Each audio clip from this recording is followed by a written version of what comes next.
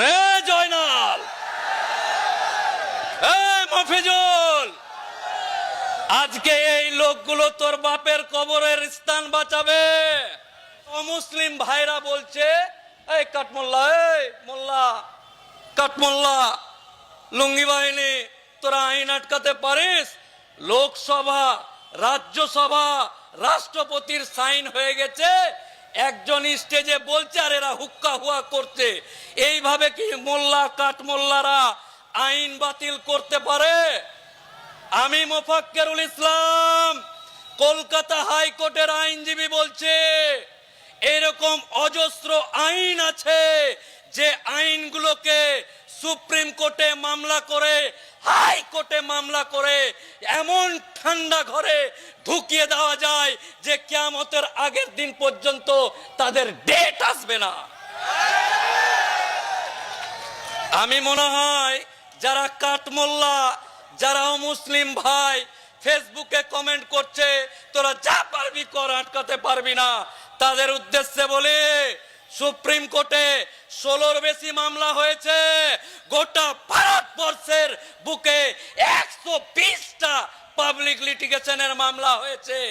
এই মামলাকে একসাথে মোচাড় দিয়ে যখন আমাদের মতো এই জাতের আইনজীবী, এই কম, এই জাত, এই ভাইয়ের পক্ষ থেকে গিয়ে সুপ্রিম কোর্টে এক মোচার মারবে, কিয়ামতের আগের দিন পর্যন্ত এই আইন পাস হলেও আমার বাপের কবরকে হাত দিতে দেব না ইনশাল্লাহ।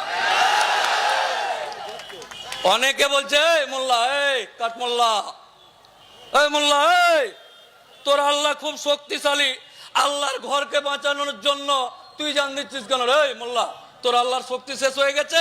নাউজুবিল্লাহ। এরকম মন্তব্য করছে মোল্লা কাঠমোল্লা, লুঙ্গি বাহিনী।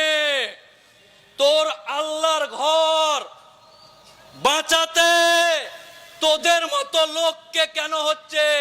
তোর আল্লাহর শক্তি কমে গেছে নাকি? নাউজুবিল্লাহ। এইরকম করে মন্তব্য করছে। এই যে শুনে যা, শুনে যা, শুনে যা, কোরআন এবং হাদিসকে মানে। আল্লাহ বলেছে আমার প্রিয় নবীর পরে কোন নবী আসবে না।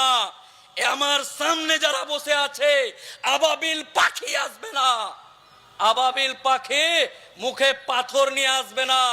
হে আল্লাহ, আমাদেরকে আমার সামনে যারা বসে আছে তাদেরকে আবাবিল পাখির মতো শক্তি দান করো। হে আল্লাহ, হে আল্লাহ, আমরা ইসলাম ধর্মাবলম্বী